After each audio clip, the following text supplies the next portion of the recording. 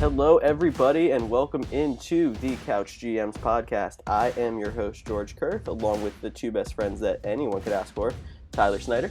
Hey. And Cody, Roadcap. What is up, everyone? I hope you all are having a great week. Whether you're a weekly subscriber or a first-time listener, first off, thank you for tuning in. If this is your first time listening, you're probably asking yourself, what is the Couch GMs podcast? As George mentioned, we're three best friends who met in college and instantly bonded over the NFL. We talk football every day, compete in multiple fantasy leagues together, pretty much eat, sleep, and breathe NFL, so we decided to record our conversations just for you guys. And if you're wondering what you're going to expect from this podcast, well, I'll tell you. We're going to have some weekly breakdowns and predictions of every Week 5 matchup. We will have some fantasy advice for you before you set your lineup, some bold predictions for this week, and we're just going to have some fun talking football. And the point of this is we want you guys to get involved. So you can follow us on social media. We're on Facebook, Twitter, and Instagram at the Couch GMs. And guys, why don't we jump back and take a look at last week really quick before we move into this week. So let's start off with the weekly picks. Sorry, go ahead, Cody. I just said we don't need to look back at these. I took a brutal loss. I don't know if 10 wins is a brutal loss, but I have to give it up to Tyler, rocking a 14-1 record. That's right. That is right.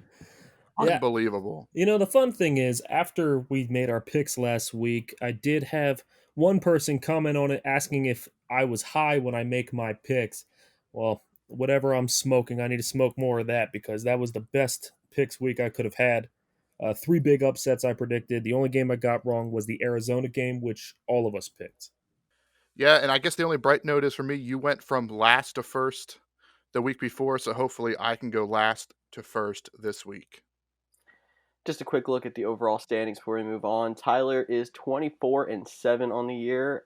I am 22-9, and Cody is 21-10. So we are all still right there in the season-long race for picks, and only averaging 5 or less wrongs a week. That's some bold competition there.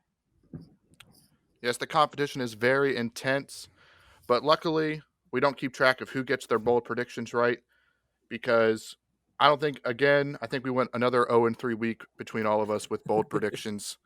Hey, hopefully the Giants only lost by 8 and Devontae Freeman had 70 total yards. Like, is that kind of close? No. Yep, definitely not, George. No, win or lose. Definitely not. You lost. And then Tyler with, 2 teams are going to score 50. Cleveland Browns got to 49. Yeah, come on, Browns. You couldn't get one more point for me. And then no one else got even close. But I hope you guys did get to check out Tyler taking an egg to the head for his bet he made on the air last week with the Chiefs and their points total. But I think that's enough talking about week 4. Let's get right into week 5. And we got some big news. A long time coming. Bill O'Brien gets fired. Finally. Had to be an interesting sit down with the coach and GM there. I mean, he played both roles. But why now, guys? Do you think it's the right time? Should it have been sooner? How do you think the Texans look going forward without Bill O'Brien? I totally think that Bill O'Brien, the GM, got Bill O'Brien, the coach, fired. I know it's hard to take him out of one role and not the other, but I really feel like they should have just taken the GM role away from him and let him focus on coaching because, I mean, those trades he made was ridiculous, and they backed it up and said, oh, no, we did approve all these trades, like trading D-Hop for David Johnson and so what was it, Subway sandwich? Is that what we came up with? Yeah, pretty much. A Subway Italian BMT. Yeah, that's what it was. Yeah. But Bill O'Brien, the GM, definitely got Bill O'Brien, the coach, fired. He might land on his feet elsewhere as a coach, but he's not getting that GM job back again. I think he should have at least lost the GM job long before this. I don't know if he should have been fired before this, but yeah, I agree with George completely there. His trades have just been ridiculous.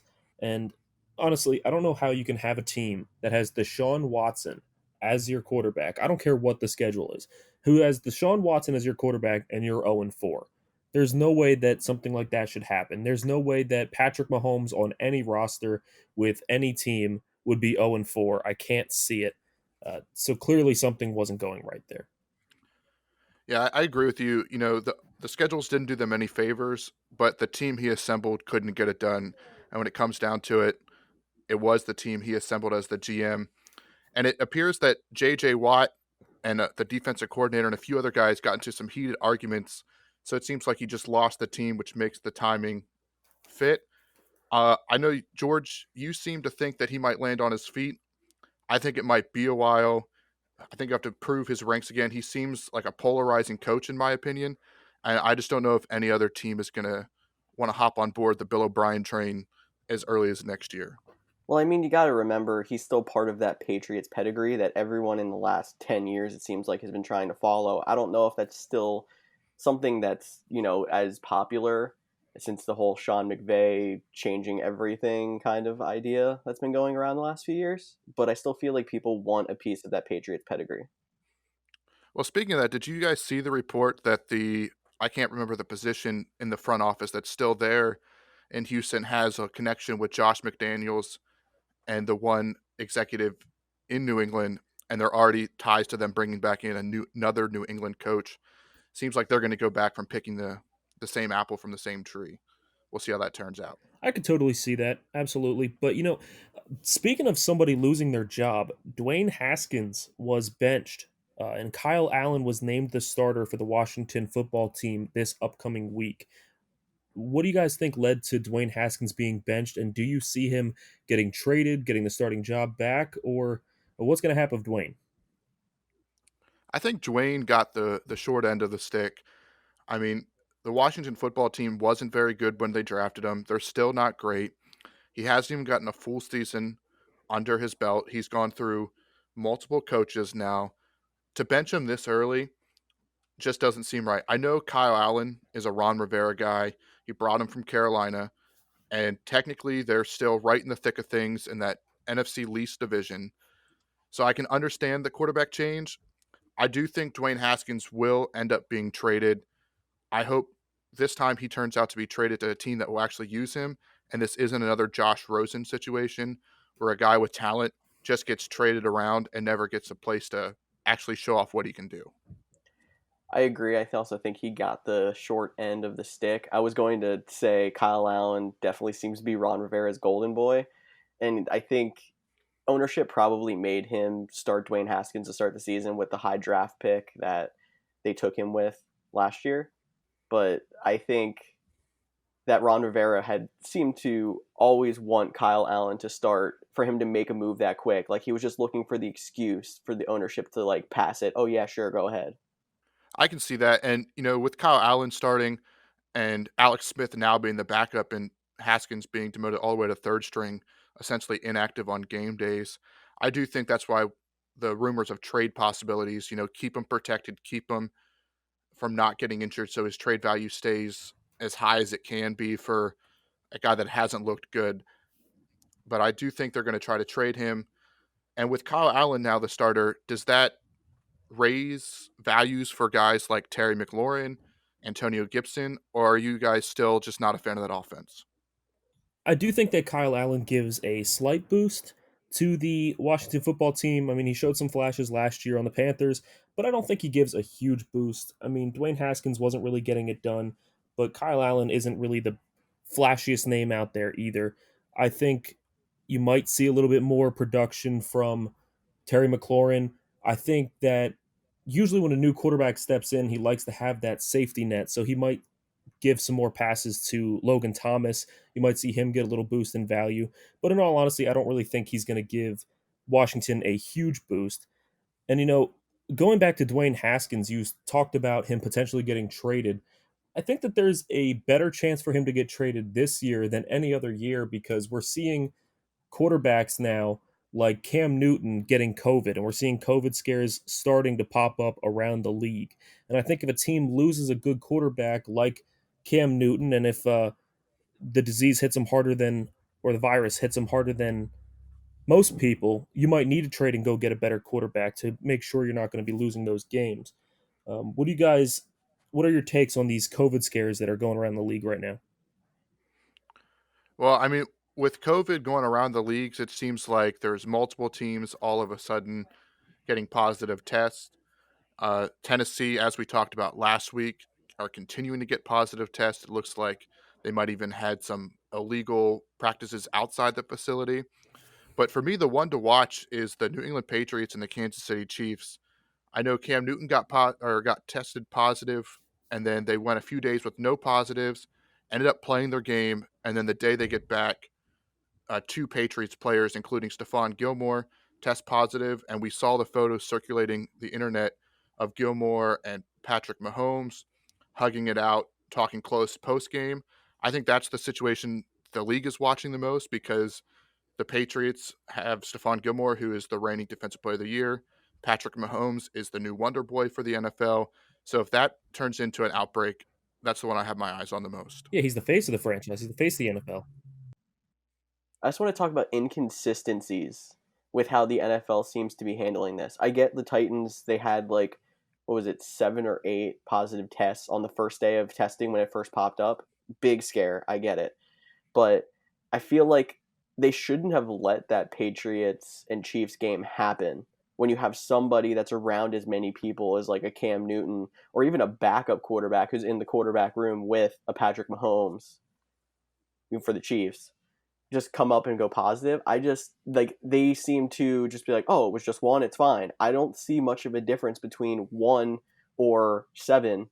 If you're talking about worrying about spreading it to other teams, you never know who that person was in contact with.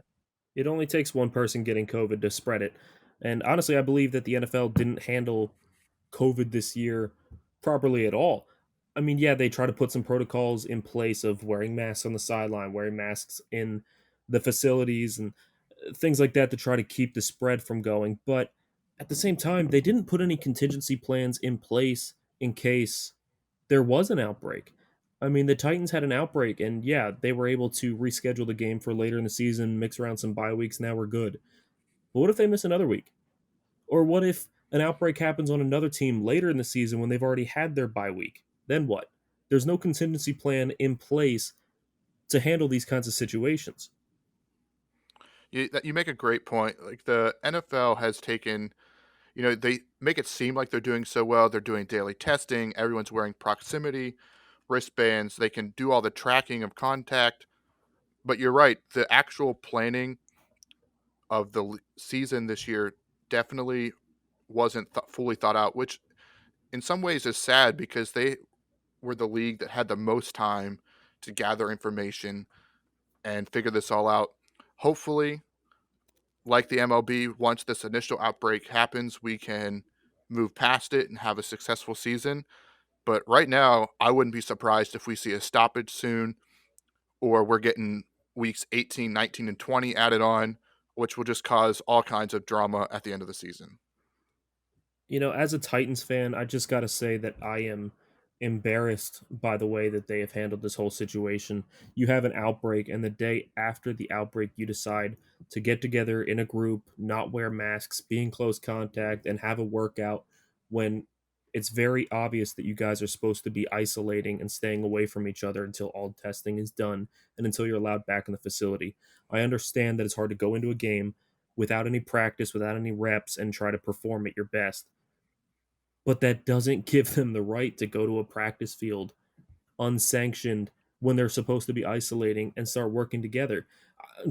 I'm absolutely embarrassed by the way that the Titans have handled the situation and the players. And whatever penalties are coming the Titans' way, they got to be ready to embrace them.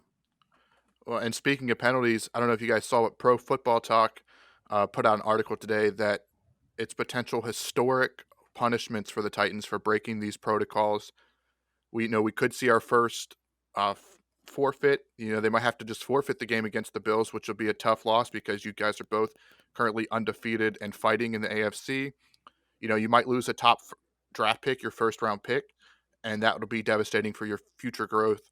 But honestly, until these punishments become harsh enough, I don't think it's going to stop players and teams from trying to take that advantage even when they're not supposed to be. I really don't think it's going to stop players from doing anything anyway. I mean, yeah, you're going to have your players that are smart and say, let's just stay at home. Let's just follow the rules. Let's keep on track with this. But all the penalties are going to go to the team, not the players. So the players were the ones that came up with the meeting to have on this practice field. 15 of them, they all got together and worked out when they weren't supposed to. Not the coaches. So the team's going to lose draft picks. The team might forfeit. The team might lose a lot of money, but the players aren't going to get penalized nearly as harshly. So there's nothing really stopping them from still continuing to do something like that. I mean, you'd hope that they're smart enough not to, but you would have said that coming into this week anyway, and they still did it.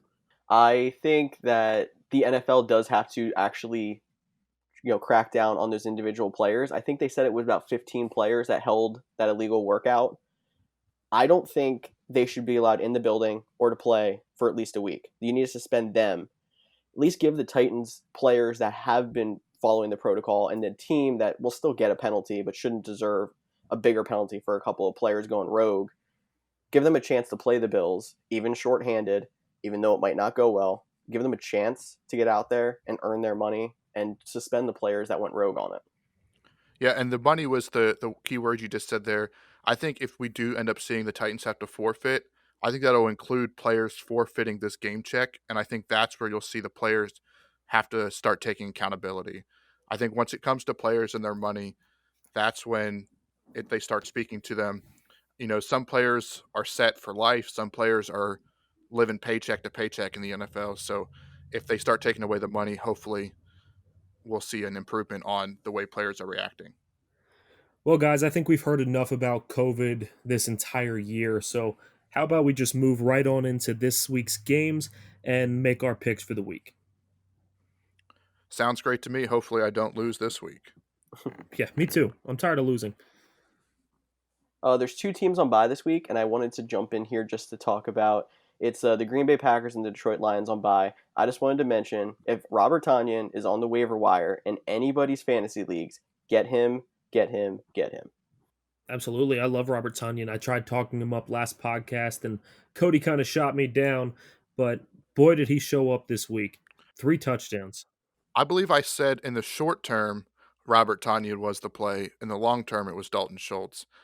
And Robert Tonyan might have proved me wrong this week, but I still think that Jay Sternberger will start to eat into some of his snaps as the year goes on. But the loss of Josiah DeGuara for the Packers makes Robert Tonyan look like an even better prospect long term. But anyways, the games that are happening, we got Thursday night. It might be the first Thursday night game that the matchup isn't a complete sleeper. We got the Tampa Bay Buccaneers at the Chicago Bears. Some people were calling it a rematch of Super Bowl 52 because of Tom Brady and Nick Foles. The Buccaneers are 3.5-point favorites. We're all picking Tampa Bay. No one has faith in Foles, I would assume, or Nagy. Do any of you think the Bears have a chance to pull off the upset? If anybody was listening to our podcast last week, you heard the 3 of us bashing Nick Foles and just absolutely downplaying his abilities, saying that he's just a fluke and that we don't believe he's really as good as the hype. And that doesn't change this week, especially against Tampa Bay, who has shown really good flashes these past few weeks. Ever since their first week loss against New Orleans, they have been absolutely lights out. Great on offense, great on defense. I just don't see any way that the Bears can compete this week. The Bucks have a couple of injury problems, mostly at wide receiver. They're not going to have Godwin. Evans and Scotty Miller will probably end up leading the charge, but they're banged up as well. And Scotty Miller, another waiver wire pickup you guys should talk about. But even yet, Foles, I have no faith in him. I have no faith in the Bears. Give me the Bucks. Yeah, I'm with you with the Bucks. You mentioned Scotty Miller. He is a waiver wire target, but I don't think he's one that you're completely reaching for. He's not a must add for me. If you had a guy that got hurt this week and is going to miss some time, or you have a lot of buys on receivers, like maybe you have Kenny Galladay on receiver, then are on buy this week, pick up Scotty Miller, but I don't think he has to be owned. I don't think he's much of a PPR target at all. He's not a guy that's going to catch 8 to 10 balls a game. He's kind of touchdown dependent. You can start him hoping that he gets that touchdown. He is the guy that Tom Brady likes to try to throw deep to, but he does seem very touchdown dependent to me. Again, not a guy that I would target heavily, but if you're in a pinch, especially with the Bills game potentially being gone, Titans game, especially with that game potentially not happening, the 2 bye weeks between Detroit and Green Bay. If you are in a pinch for a receiver, he's not a bad guy to pick up and start in your flex. And you just mentioned that Bills and Titans game, so we're going to act like it is going to happen on schedule. So that's our first 1 o'clock game on Sunday we're going to talk about. And I don't think it's a surprise, but we're all picking the Bills. For me, it's mainly because even if the Titans do play, half their team probably won't be there. And I just think the Bills are playing lights out right now. But Tyler, as our resident Titans fan, even with all the players on the COVID list, do you guys have a chance against the Buffalo Bills? Well, it was announced earlier today that 2 players tested positive for COVID. One of them came down to be Corey Davis. We still don't know who the other player is. Corey Davis has COVID. Adam Humphries has COVID. AJ Brown is still dealing with a bone bruise. Right now, the only receivers on the active roster, including practice squad, because a lot of our practice squad receivers got COVID as well. But right now, the only 2 receivers we have are Khalif Raymond and Nick Westbrook. Not names that you are really used to hearing, not household names by any means. Now, with that being said, with all the COVID players we have out, there is still a chance of winning this game just because of one man and one man only. Derrick Henry. We still have Derrick Henry. Ryan Tannehill is still in there. As long as we still have those two, we will always be in a game. We still have most of our defense. We're missing Jeffrey Simmons on the defensive line. Other than that, a lot of our pieces are still there on defense. Adoree Jackson might be back at corner. We might have A.J. Brown back this week at receiver. If he is back with Derrick Henry and Ryan Tannehill, this could be a closer game than people expect. I mean, I guess you could make an argument for the Titans a little bit, like you just did. But the Bills are one of the class teams of the AFC.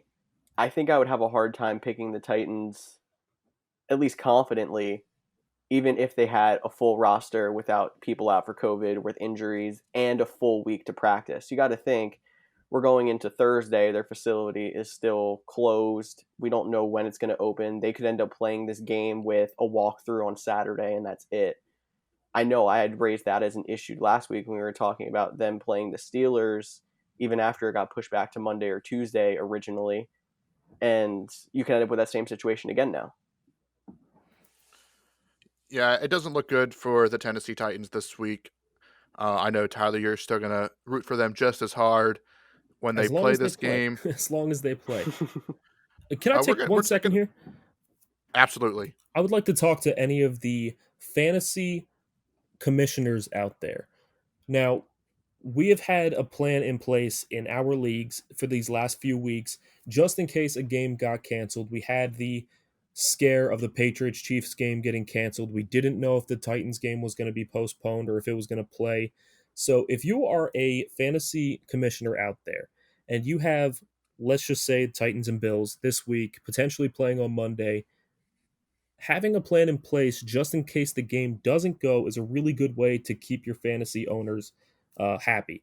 So the thing that we did is having a thread that you post on saying, I am starting Derrick Henry. I would like my replacement player to be, let's just say, Joshua Kelly. So with that being said, if you post that before the 1 o'clock games kick off, if the game does end up getting canceled, then whoever you designated as your backup would switch in with that starter. Josh Kelly would be moved into the lineup over Derrick Henry, even if that game already played. That way you can start your guys in these sketchy games with confidence, and it's not going to ruin your fantasy season. Yeah, that's a great point. We implemented it in our leagues, and we did throw in the caveat if you wanted a Thursday night guy, you had to post it before Thursday night. But because, like I mentioned, the first couple of games were pretty big snoozers, we extended our deadline to before the 1 o'clock games on Sunday for when most of your fantasy players are going to play. And some people it worked out for, and some people, their substitutes wouldn't have won them the game anyways, but at least they know going in that a virus can't destroy their fantasy week. No one likes seeing zeros posted, and this actually is a good way to prevent it. Yeah, 2020 has been rough on all of us having this virus, and one thing that we still have is football and fantasy football as an outlet to still escape from the reality that is this horrible, horrible virus. So nobody wants to have this outlet and then have their season be ruined because a game is canceled on Monday night when it's not expected to be. So having these contingency plans in place keeps the league fun. It's one of the only things we have to look forward to. It's a good way to keep your league going. Yeah, and it's just another way to encourage league, community and social because you're posting threads, people are seeing it, you're having interactions. Just another way to help drive social connections during this time. But there is one team or there's multiple teams, but this one team had higher expectations going into the season, and they're having a miserable year, and that's the Atlanta Falcons. And they take on the Carolina Panthers this week. Carolina is 2-point underdogs. It's the first matchup that we're split on. I am going to take the Atlanta Falcons on a bounce back game, even despite Julio Jones missing practice with a hamstring injury. I still think the team is talented, and I think that they will pull off a victory in their division. I mean, I'm going to admit that I was a little bit wrong about the Carolina Panthers. I thought without CMC, they were going to curl up in a ball and they were going to lose every game. And until he comes back, they were going to be in that contention for the first overall pick. And Teddy Bridgewater proved me wrong. They have looked like an even more competent team without CMC than they'd have with, which is absolutely insane to me. Even to think.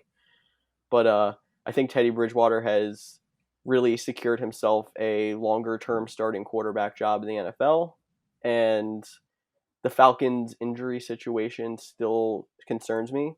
Julio missed practice again. He only played one half on Monday. I'm going to go with the Panthers here. Yeah, I've gone back and forth in this game quite a few times. I want to say Carolina, I want to say Atlanta, and no matter who I pick, I don't feel good about it, but I'm still going to go with Atlanta here. They did have some injuries in their secondary this past week, which is going to make it harder for them on defense when they're already the 32nd ranked defense in the NFL. However, again, they have Calvin Ridley, they have Julio Jones if he plays. We're not sure about that. They do have Matt Ryan, former MVP, and they do have Todd Gurley, who still looks really good. I just can't see a team with that many weapons falling to 0-5, unless Dan Quinn is just trying to get fired and we didn't know about it. So I'm going to go with I was Atlanta this week. I was just going to ask you if Carolina wins and Atlanta drops to 0-5. Do any of you think Dan Quinn becomes the next Bill O'Brien and gets fired? I don't think so. I think that Dan Quinn at least has enough of a precedent in that system that if he is to get fired, it'll be at the end of the season. I don't think it does them any good to fire him mid-season. I think they'll let him ride it out. I don't expect him to be their coach in 2021. That's one of my bold predictions. However, I don't see him getting fired before the end of the season. I could see him getting fired before the end of the season, but I mean, it's not normal for coaches to be fired 4 weeks into the season. I feel like we're only talking about coaches that should get fired that aren't named Adam Gase this early just because the Texans went out and did the crazy thing of firing Bill O'Brien after 4 weeks. You normally see that in the last 2-3 weeks of the season. This is just way too early for me to think that they would fire him already. Yeah, I'd be in the same boat. I don't think he'd get fired. But you just mentioned Adam Gase, so I think if you polled us a week ago, everyone would have said been the first coach fired. So let's just talk about his team, and they're hosting the Arizona Cardinals. They are 7-point underdogs. We didn't learn from our mistake last week, and we are all taking Arizona once again this week. It came back to bite us The last 2 weeks. the last 2 weeks. It was almost Wow. perfect. Almost perfect picking Arizona last week. They were the only team I got wrong. But yeah, I am sticking with them this week. I think that the Jets are an absolute joke. I've said it before in the podcast, and I will say it time and time again. Every time we pick a Jets game, I think that they are going to go 0-16 this season. I don't think they win a game. And now we have Sam Darnold out. Joe Flacco named the starter. I've never been a fan of Joe Flacco in his entire career. I'm still not a fan of him now. I got to go with Arizona here. So Joe Flacco is not elite. Le'Veon Bell might be back, but the Jets stink. I'm going with the Cardinals. Adam Gase doesn't even like Le'Veon Bell. I was going to say the exact same thing. Le'Veon Bell might be back, but Adam Gase might as well not even use him because he doesn't like him. I think Kyler Murray and the Arizona Cardinals have a bounce back game, and they need it because they looked so good the first 2 weeks and have struggled the last two. I think they bounce back, even though it is one of those West Coast teams coming east for a 1 o'clock start. I just don't think the Jets are good enough to keep up with the Arizona Cardinals. I feel like I need to get you a shirt that says West Coast teams don't travel east. I do say it a lot. You really do. And it's proven me wrong a lot this year. I know I said Seattle with it last week, and they looked good. But I think we'll start to see it as more bad West Coast teams come east, and the Arizona Cardinals are not a bad West Coast team. I think the only way that the Jets can pull this game off is if MetLife Stadium continues to do what it's been doing and just injures all of Arizona's players. If you are an Arizona fan, I would be nervous after seeing all the games played at MetLife and all of the major injuries, soft tissue injuries that people have come down with. I would be nervous if I'm an Arizona fan. Well, not as an Arizona fan, but as a Kyler Murray owner in fantasy, you now have me nervous that I wasn't even thinking about. So I guess thank you, but not really. Have a backup plan in case. I'll need to look into that. But let's move on to our next matchup with the Las Vegas Raiders at Kansas City Chiefs. We got a huge spread this week. The Chiefs are 13-point favorites. We all seem to be picking the Chiefs, but does anyone think it's closer than 13? I wouldn't say it'd be closer than 13. The Raiders had us all believing, I feel like, after the first 2 weeks. They were 2-0. They looked good. They had that Monday Night Football domination pretty much, and they've really come back down to earth. I think this is more of the real Raiders team than what we saw in the first few weeks. The Chiefs are too good. Give me the Chiefs. I need to have a talk with Kansas City here for a second. Producer, play my mood music. Now, last week, I went 14-1 in the picks. I picked the Eagles when no one expected it. I picked the Browns when no one expected them, and I picked the Vikings when no one expected them, and they were all right. I won in almost all of my fantasy leagues for the first time this season. It was a glorious football weekend. The only thing that I didn't get right was Kansas City. I predicted them to break 40 points, and I had to take an egg to the head over it. Now, this week, they are projected to win by 13. I'm going to go ahead and put my bold prediction on them that they win by 21 points or more. Now, Kansas City, please, I'm asking you, don't let me down again. I almost feel bad for you. That was I don't even know how to follow that up. I guess you're just hoping that you get, the fourth quarter Chiefs from last week or week 1 Chiefs and not the Chiefs that played the Chargers or the first 3 quarters of last week's game. We get that high explosive offense, and it is divisional, so that is quite the bold prediction. But I think you're right. I think Kansas City wins this one pretty easily, and that's why we're all picking them. So if we move on to our next matchup, which is the Los Angeles Rams at the Washington football team. Washington is 7-point underdogs with their new quarterback, Kyle Allen. Yet again, we are all on the same page, picking the Los Angeles Rams. Do you guys have any thoughts on Kyle Allen possibly pulling off an upset? The Rams played the Giants last week, and it was a close game. They struggled until Cooper Kupp broke it open at the end. Jalen Ramsey did Jalen Ramsey things, getting in a fight with Golden Tate after the game. So, I'm thinking about not at all picking Washington because the Rams are way too good. Ooh. You said they look slow. That's probably because they came from West Coast to East Coast. Oh, God, whoa. Here we go. And they're doing it again. We're on to something. But I'm still not taking them, or I'm still not picking the Redskins for the upset. Whoa. I don't think Redskins alarm. We have our first Redskins mention of the podcast. I am proud of you for not saying St. Louis Rams. However, you did drop Redskins right there. It is the Washington football team for all of you listeners. I'm sorry. That is the correct way to say it. The Washington football team. I think Kyle Allen isn't really that much of an upgrade of Dwayne Haskins. We talked about that earlier, and I think the Rams will get another victory and stay competitive in that tight division. Agreed, agreed. We are all on the Rams train there. So let's go on to a game that we are actually split on, and that is the Jacksonville Jaguars at the Bill O'Brien-less Houston Texans. Who do you guys Bye have bye, for this Bill. matchup? I'm taking Houston. I think this team will be ready to go. They'll have that new energy for an interim head coach. I don't know the statistics off the top of my head, but I feel like interim head coaches, their week one are normally successful because the team's just fired up for a new voice. Um, I mean, Romeo Cornell, though, is the guy taking over. He's not a new voice. He's 73 years old, oldest coach in NFL history. He's been around forever. But I do think Houston is too good to be 0-5. I think Deshaun Watson wills them to a victory. I don't like rooting against Minshew Mania because he's fun to watch, but I think Houston gets the victory. Absolutely, Cody. I agree with you there. I'm going to go with Houston as well. I find it kind of funny that you say they're going to have new energy when they have a 73-year-old head coach.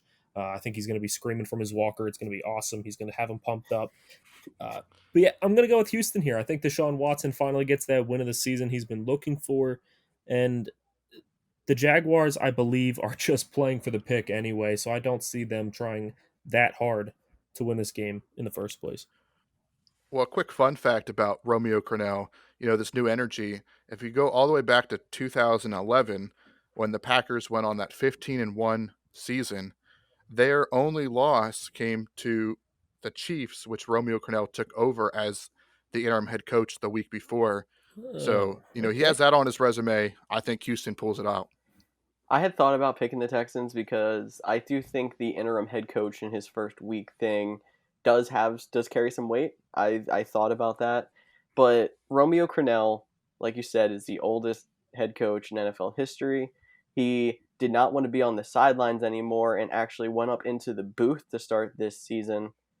And now he's basically willed back down to the sideline as a please help save us after we fired our GM and coach. His head coaching record in the NFL is 22-55. Very bad. That win against the Packers was probably the only win he had as the Chiefs head coach. Yeah, I but have to pick the still Jags. that record is still better than the Jags and their entire franchise right there. So it's really not that crazy. I'll jump on the mustache train. Give me the Jags. George is jumping on a mustache. Oh god. George, with you taking the Jacksonville Jaguars, does that mean you're off them or off Houston as your team that you predicted in our first show as the 0-2 team to make the playoffs? Yes, I was wrong there. I would not pick Houston now if we asked that same question this week. Alrighty. So George is no longer on the Houston bandwagon, being different, taking the Jacksonville Jaguars. Let's go to George's favorite team, who pulled off a big upset last week. The Philadelphia Eagles stay in state and take on the Pittsburgh Steelers. The Eagles are 7-point underdogs. George, I hate to break it to you, but I'm picking Pittsburgh. They're coming off of an unexpected bye, but they're still coming off a bye. Their defense is very good, and I still don't think the Eagles have any receivers to catch the ball. So give me Pittsburgh in this one. Yeah, I'm gonna go with you, Cody. I'm gonna pick Pittsburgh in this matchup. I do believe it's a little risky with them coming off the bye, only because it was such an early bye.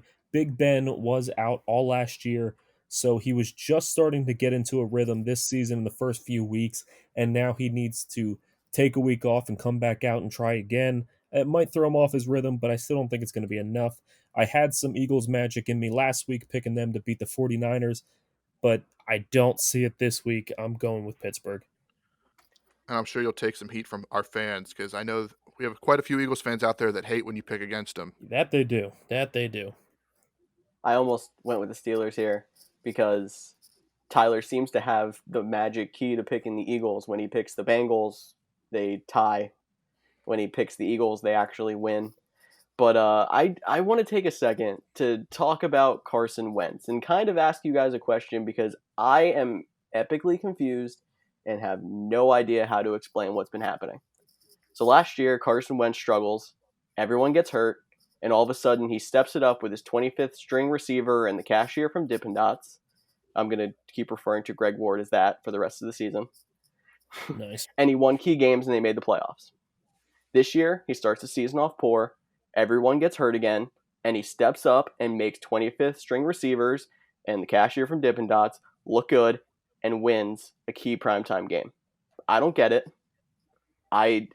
Is it the veterans around him are giving him an issue? Does he have to have his back against the wall to play well? Can you guys explain why this happens? My only thought would be that when Doug Peterson has his full team, full power, no injuries, which isn't very often, he puts too much pressure on Carson Wentz and tries to do too many creative things or makes it too sophisticated. I don't even know if that's the right word to use, and Carson Wentz is like a gunslinger quarterback. I'm not going to say he's as good as, but he reminds me of Brett Favre. You know, for every good play you get, you're going to get a bad play. But when the game is on the line, he has that gamer mentality and he goes out there and balls out. So I just think, Carson Wentz is more comfortable playing quote unquote street ball than he is in a deep offensive system that is well thought out. Just go out there and sling it. I think that's Carson Wentz's mentality. Yeah, I have to agree with Cody here. Um, Carson Wentz, I've said numerous times before that I believe Carson Wentz won't fully succeed until he leaves Philadelphia. He has the pressure of the city, he has the pressure of the fans because of the fact that he wasn't the one to win the Super Bowl. And now everyone expects him to be that guy. Every year he doesn't win the Super Bowl, they're saying, Nick Foles could do it. Why can't you? And, I just don't believe he's going to fully succeed until he leaves that city and has that pressure off of him. At the same time, Carson Wentz is a gamer. He still has the talent. He's trying to do a little too much, but he still has the ability to get things done, win games, and he proved that this week against the 49ers. Now, the 49ers are very banged up. Let's not act like they're playing the 49ers that we saw last season. This is a much different 49ers team with all the injuries. However, it's still a good team, and he still balled out. I think Carson Wentz is going to have a bounce back this season. I just don't believe it's going to be to the level that he had when he first came into the league. I mean, I agree that I'm worried about Carson Wentz with all the pressure around it and whatever, but still a lot of injuries going on that offense. I think the simplified offense has benefited. I'm going to go bold in two ways for this week. I'm going to pick the Eagles to beat the Steelers, and my bold prediction is the cashier from Dippin' Dots is going to be a top 10 fantasy receiver this week. Steelers give up the seventh most points to wide receivers, and I think this game is going to be close. He's going to have to throw the ball a lot, and there's not many people to catch it. Yeah, I gotta That's say bold. it's pretty interesting that Carson Wentz was struggling because Nick Foles was still the backup after the Super Bowl, and fans were calling for his head after that game. So you finally get rid of Nick Foles, so that pressure is off of him, and then you go out and draft an early quarterback to put that pressure right back on him. George, being an Eagles fan, what do you think is the goal in mind by doing something like that from the general manager? Is it to push Carson Wentz, or is there something else in mind entirely? I think in the back of their mind, they're worried about injuries. And then I think because of the type of quarterback Jalen Hurts is, something still has me feeling like they're believing he's Taysom Hill with the Saints Gross. and how they use him as gadget plays. I don't like that idea. I think it throws quarterbacks off a rhythm, especially with Carson Wentz not having a great rhythm so far. I don't like it, but I feel like that's the most logical explanation. It's the injury risk and the worry about that, and the fact that they think you can use him as a gadget player. Those are the only two things I can come up with that really explain why they did it. You mentioned Taysom Hill, but the thing about Taysom Hill was he was an undrafted free agent quarterback to Green Bay, who then got cut and is now in New Orleans. Taking a guy in the second round as a gadget quarterback just doesn't seem like the right move for your team long term, especially a team that has been decimated by injuries in the past, needs offensive line help, needs receiver help. It could have been a lot more well spent than a second round quarterback. And we almost saw it cost them a game, just like Taysom Hill, because he fumbled a snap. Luckily, the Eagles were able to recover it. But those gadget quarterbacks have to stop in the NFL. Yeah, absolutely. If George wants to see his bold prediction of Greg Ward being a top 10 receiver, we're going to need to see that bounce back from Carson Wentz. We're going to need to see that big game. If they just have Jalen Hurts there to cover the potential of injury, I kind of understand it because Carson Wentz does have an injury past, but you also need to be able to trust your starter. Speaking of injuries at quarterback, it came down today that Lamar Jackson actually missed practice, but I hear it's not serious. He should still be able to play this week. I don't believe his game is in jeopardy. And with that being said, they are facing the Cincinnati Bengals. They are facing them in Baltimore, and they are 13-point favorites. All of us have Baltimore here. Do you guys see Cincinnati even making this a close game? No, I'm too confident with the Ravens. Joe Burrow finally got his first big win last week, but I don't think that team's close to the same level. Yeah, I'm actually going to say I was back and forth on this one, but I think Baltimore is just a significantly better team. But AJ Green has dominated against the Baltimore Ravens. In his career at Baltimore, he averages over 6 catches, 120 yards, and a touchdown. I don't know why he plays so well in Baltimore. Makes you wonder how good AJ Green would have been as a Raven. Sorry, Bengals fans, if you had to think about that. But so that's my bold prediction for this week. I don't think it'll be enough to get the victory, but I think we get a vintage AJ Green game, and he has over 6 catches, over 120 yards, and at least one touchdown. So I think the game will be a lot closer than the 13 points that Vegas is giving them. As a man Wow, that just wow. traded for Tyler Boyd, I don't really like that bold prediction, but I like it, and I think it's possible. I disagree. I don't think it's possible at all. AJ Green has really just lost the step this year. He doesn't look like he can really get it going. He's not the AJ Green of old. We see receivers hit that plateau where one year they're just suddenly not great anymore. And I think AJ Green has hit that point. I don't see your bold prediction happening, but man, would it be crazy if you predict this right. Hey, that's why we call them bold predictions, and we haven't got one right yet this year, and this is going to be the first one. Book it. I like the confidence. You have to be confident. And another team that is confident is the San Francisco 49ers. I know they're coming off a tough loss last week, but they're getting their quarterback Jimmy G back, and they're hosting the Miami Dolphins. It's the kickoff to our 4 o'clock games. Miami is 8.5-point favorites. We are all picking the 49ers, and I personally don't see a way the Miami Dolphins can win this game. How about you guys? You mentioned that Jimmy G is going to be back this week, but they also might be getting Raheem Mostert back as well. And he has just provided such a spark to that offense this year. I believe he has 280+ touchdowns on the year. I might be incorrect there, but with I think him you're right. and Jimmy G back, I just believe that this offense is going to be able to dominate Miami. I don't see any Fitz magic happening this week. I mean, I still think Miami's going to put up points. I just don't think they're going to put up enough points to be able to beat the 49ers or even make it close. I'm with that as well. I mean, I think people are sleeping on the 49ers now because of all their injuries. I think people were ridiculous for trying to start a quarterback controversy with Nick Mullins and Jimmy G after they destroyed the Giants. The Giants are bad. The Eagles are a much more competent team, and they made Nick Mullins look like it. I said back when we started talking about the 49ers injuries when they first happened in week 2 that I think the person they'd be missing the most is Jimmy G. I had a conversation with Cody in the middle of the week, and I think we both agreed that Jimmy G isn't like a best quarterback in the league. He's a mid-tier guy, but He's a it game shows manager. that he really makes that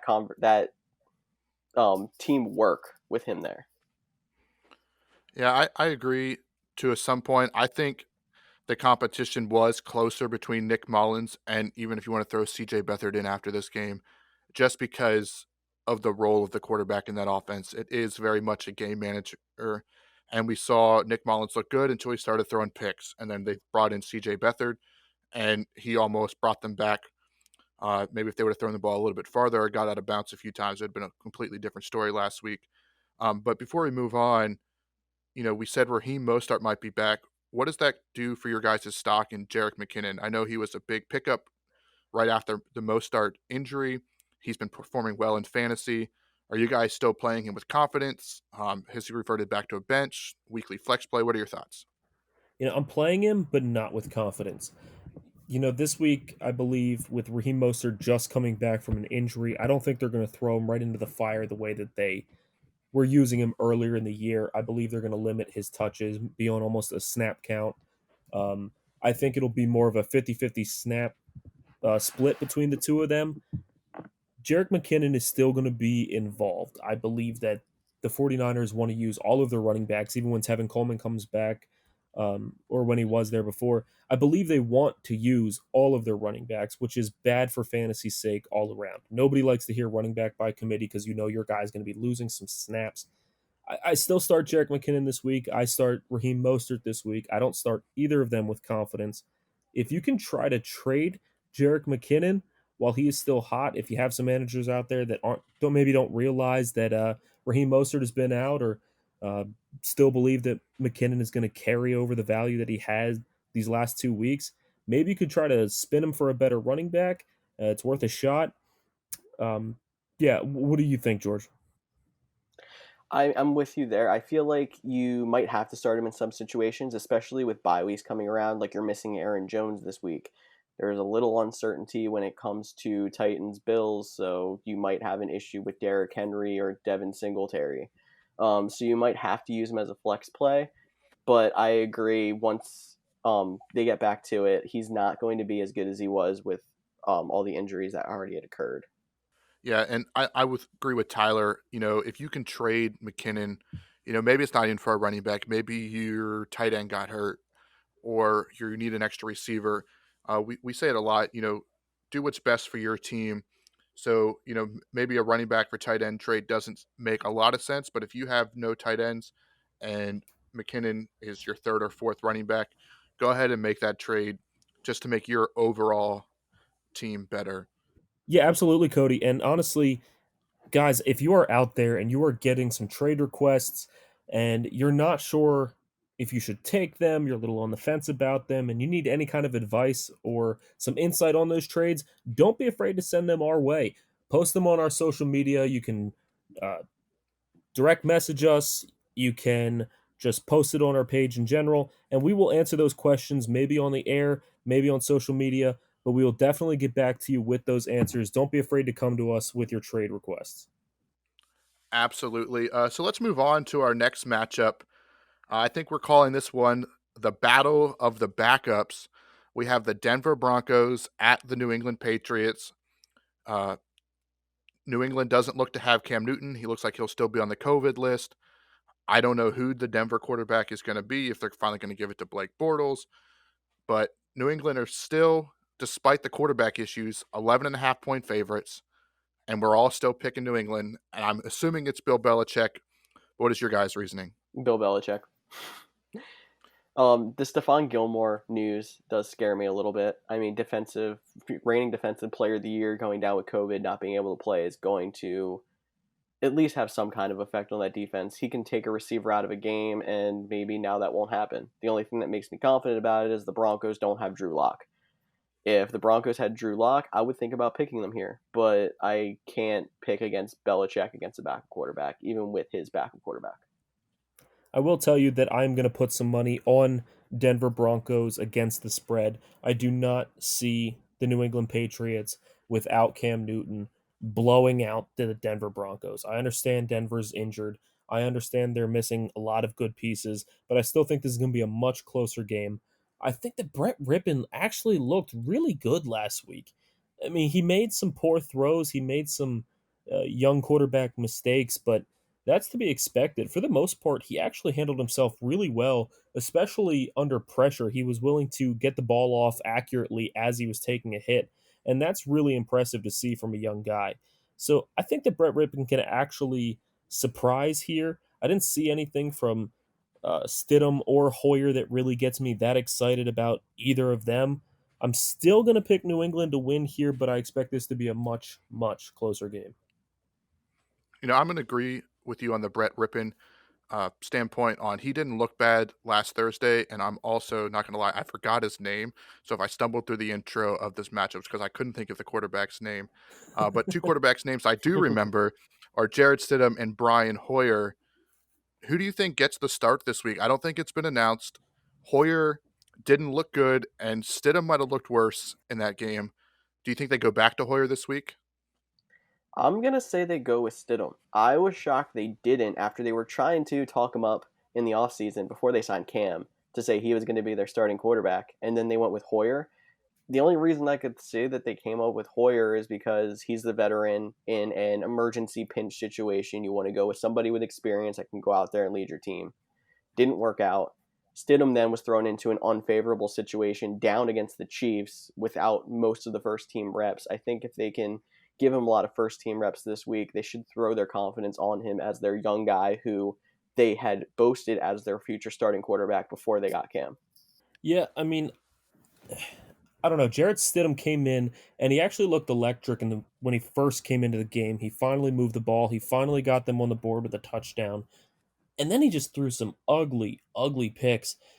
So he's kind of a boomer bust kind of guy. And Brian Hoyer seems he's playing a little more uh, close to the vest kind of style of play, more of a game manager style of play, but it was so vanilla and he wasn't able to get anything done. It's almost like you're choosing between Jameis Winston and Jimmy Garoppolo. Do you want that game manager or do you want the guy that's going to air it out but most likely turn the ball over? And Bill Belichick strikes me as the kind of guy that would go with the Brian Hoyer. But I would not be surprised to see Stidham start, especially since he did replace Hoyer in the game last week.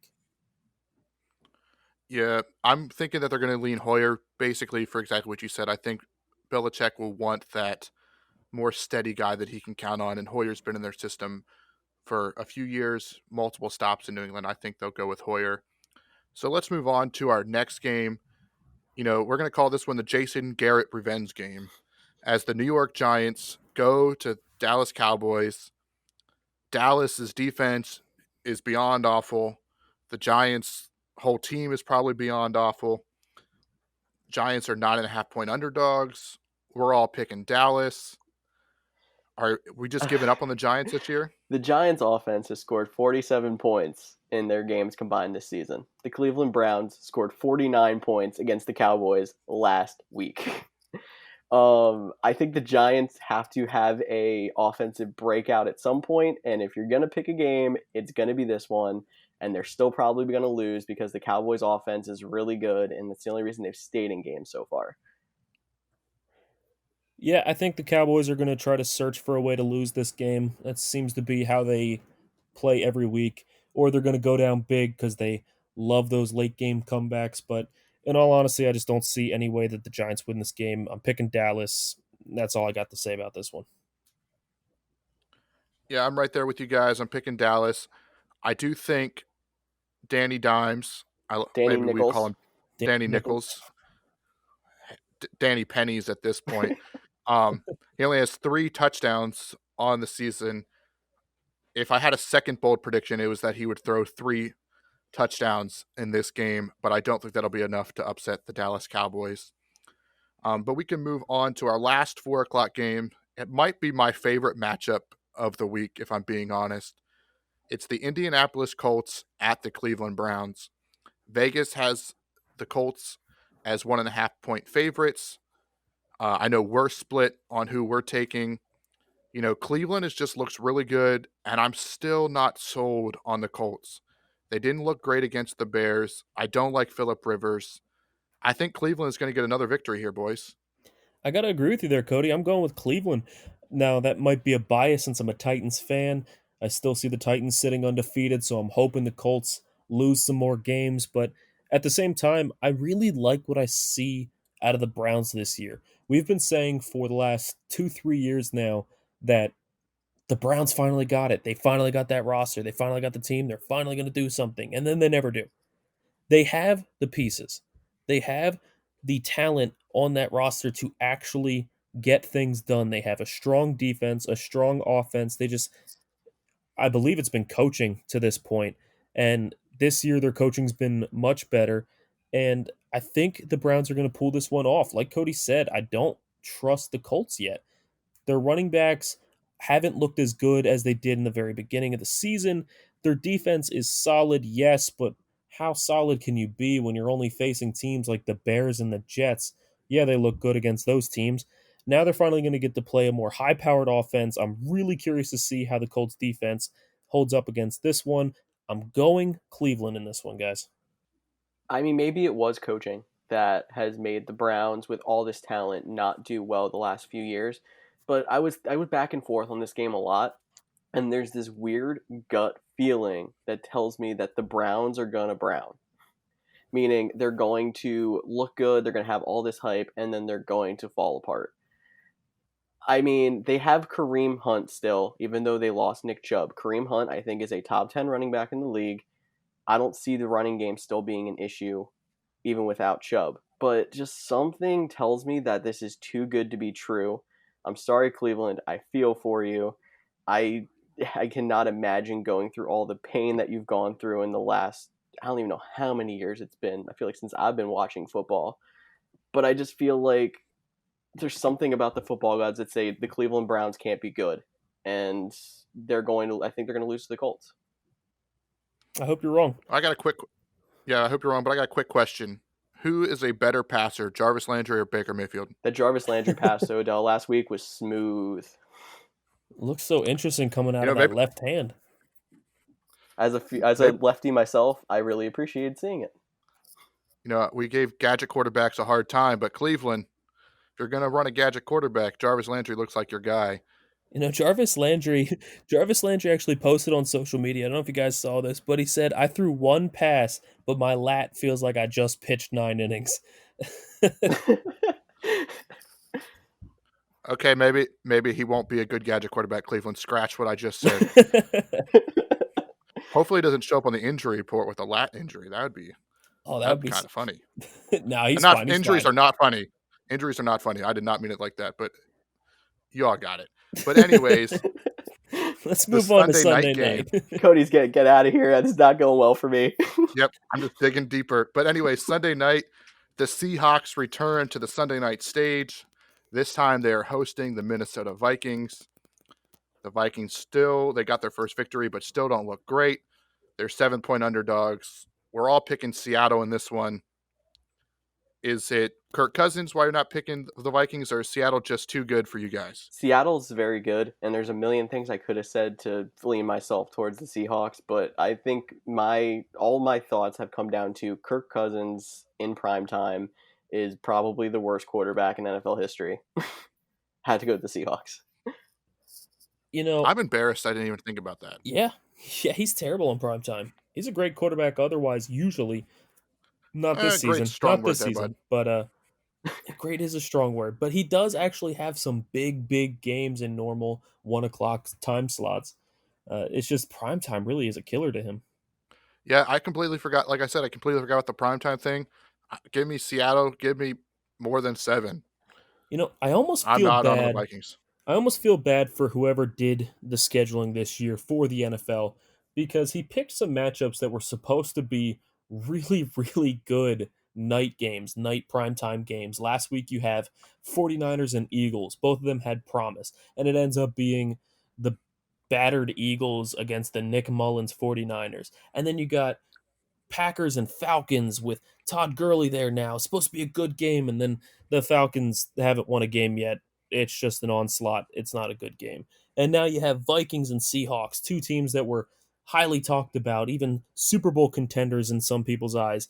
And now it's going to be a one-sided onslaught again. I feel bad for the scheduler. I'm going Seattle. Hopefully it gets better in the upcoming weeks. Well, then why don't we move on to the other primetime game this week, and that would be the Los Angeles Chargers traveling to the New Orleans Saints.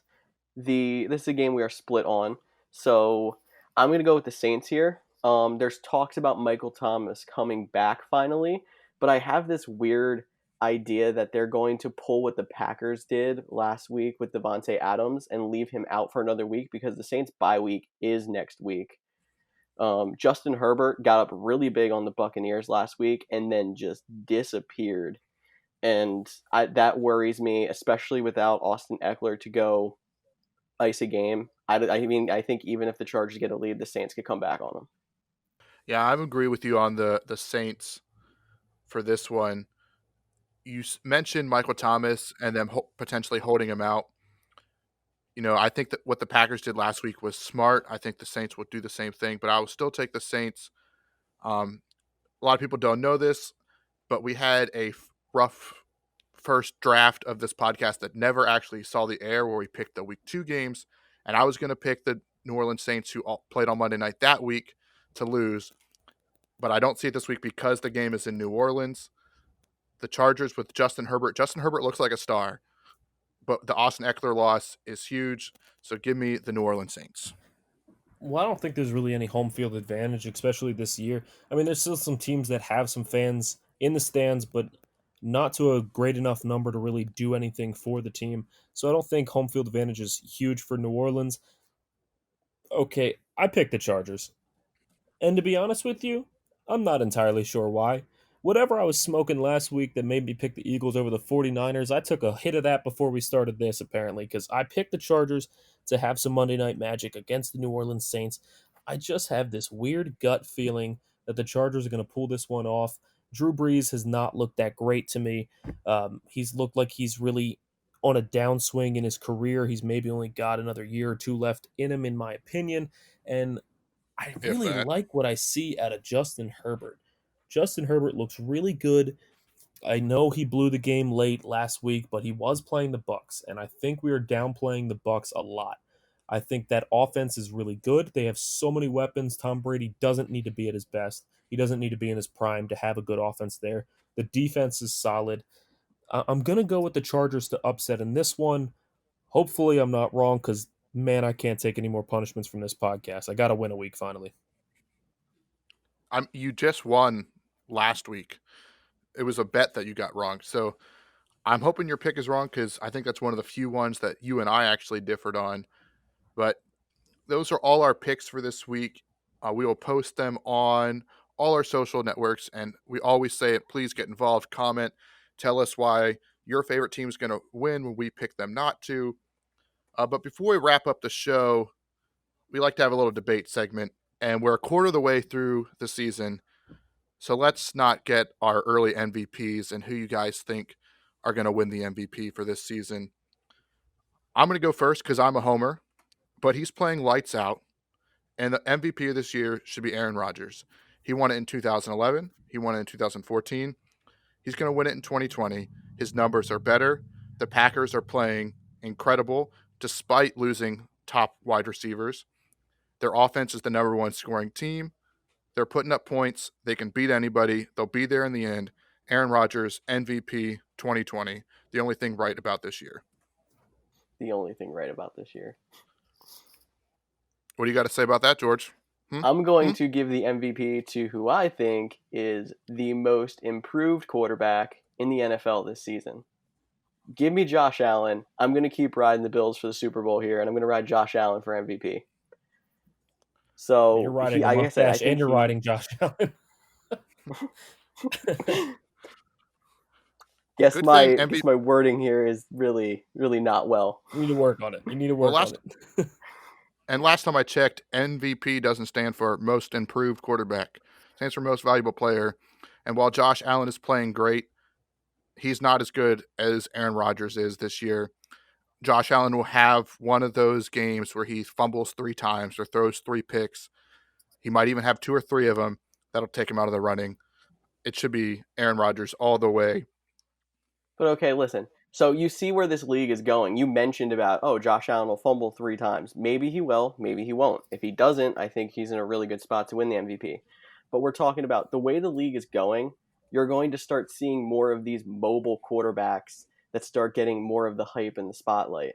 Look, Lamar Jackson won the MVP last year. Josh Allen is more of that dual threat quarterback that the NFL is turning to, and he's more of that MVP mold that you're going to start seeing in the future than Aaron Rodgers is, as good as Aaron Rodgers is doing this season.